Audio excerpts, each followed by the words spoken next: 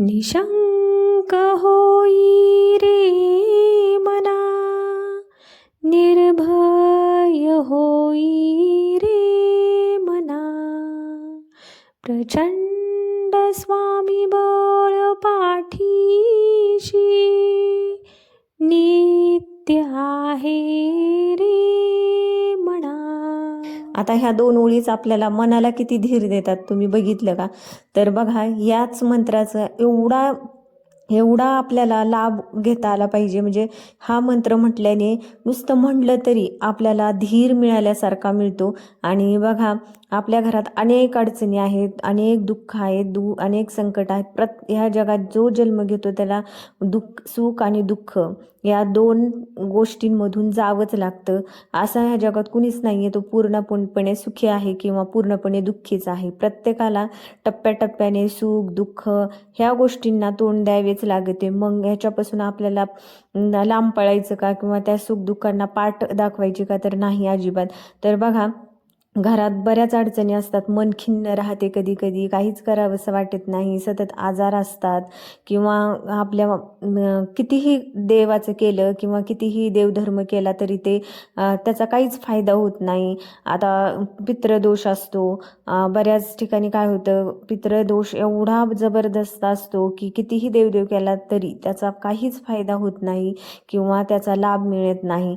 मग या अशा वेळेस मी तुम्हाला सांगितलं होतं की ह्याच्या आधी मी एक पितृदोष जर असेल किंवा तुम्हाला जर नारायण नागबळी करणे शक्य नसेल तर काय करायचं याच्या आधी मी एक व्हिडिओ अपलोड केलेला आहे, तो नक्की बघा.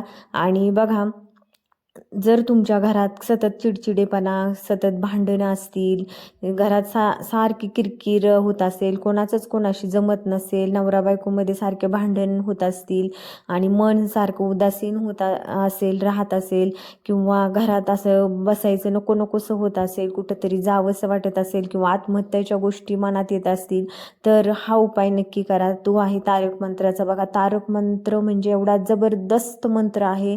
तुम्ही बघा, एकदा नुसतं म्हणून जरी पाहिला ना तरी मन शांत होतं, अतिशय शांत सौम्य, आणि आपल्या मनात असं कोणताही विचार येत नाही. एवढा छान मंत्र आहे. नुसतं ऐकलं तरी किंवा म्हटलं तरी आपल्या मनाला विसावा मिळतो. आपल्या स्वामींची माया, आपल्या स्वामींचा हात आपल्या डोक्यावर असतो. एवढं छान हा मंत्र आहे. तर बघा, आपल्याला काय एवढं मोठं अनुष्ठान वगैरे करायचं नाही किंवा खूप मोठं व्रत वैकल्य करण्याची गरज नाही आहे. तुम्ही घरात अगदी 10 मिनिटात तुम्ही हा मंत्र किंवा 10 ते 15 मिनिटात हा मंत्र म्हणायचा आहे आणि या गोष्टीचा उपाय करायचा आहे. कारण बघा, घरात जर कोणत्याही प्रकारचं म्हणजे कितीही मोठं दुःख असू द्या ते नाहीसं होतं आणि तुमचं मन कितीही खिन्न किंवा उदासीन असू द्या, तुम्हाला याचा लाभ मिळणार म्हणजे मिळणारच. बघा, काय करायचं, हा जो मंत्र आहे तारक मंत्र म्हणताना काय करायचं, एका पेल्यामध्ये किंवा एका ग्लासामध्ये पाणी घ्यायचं, त्याच्यात एक तुळशीपत्र टाकायचं आणि त्याच्यावर उजवा हात ठेवायचा आणि 11 वेळेस तारक मंत्र म्हणायचा आहे. 11 वेळेस तारक मंत्र म्हटल्यानंतर स्वामींच्या पुढे मुजरा करायचा आणि ते जे पाणी आहे पूर्ण घरात थोडं थोडं शिंपडायचं आणि ते तीर्थ सगळ्यांना थोडं थोडं द्यायचं. बघा, तुम्हाला हा जो उपाय आहे ना 11 दिवसच करायचा, फक्त 11 दिवसात तुम्हाला याची बघा प्रचिती येते, 100% अनुभव येतो. आणि जर तुम्हाला अनुभव आला मी सांगितलेल्या उपायाचा तर नक्की कमेंट करून सांगा. बघा महिलांनो, आपल्याला असं वाटतं घरात खूप किरकिर होते, काही ना काही चालूच असतं, पण आपण त्याच्याकडे बघत बसायचं नाही, काही ना काही असे उपाय करा. बघा, हे उपाय म्हणजे काय, कुठले असे काळा जादू वगैरे तसे उपाय नाही आहेत, एकदम सात्विक उपाय आहेत, आपल्या स्वामींचे उपाय आहेत, त्यांची कृपा आपल्यावर आहे म्हणून असे व्हिडिओ आपल्यापर्यंत पोहोचत असतात आणि ते आपल्याला मिळत असतात आणि आपल्याला एक मार्ग मिळत जातो. जगायचं कसं हे आपल्याला समजत जातं. त्यामुळे आपल्या आयुष्यात आपण जन्माला आलो तर कसंही जगण्यापेक्षा थोडं काहीतरी व्यवस्थित जगून बघावं माणसाने.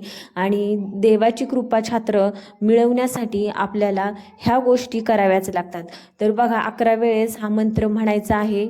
उजवा हात ग्लासावर ठेवायचा आहे आणि 11 वेळेस मंत्र म्हणून झाल्यानंतर ते सगळ्या घरात तीर्थ शिंपडायचं आहे आणि सगळ्यांनी प्यायचं आहे. तुम्हाला व्हिडिओ कसा वाटला नक्की सांगा. भेटूयात नंतर अशाच एका नवीन माहितीसह.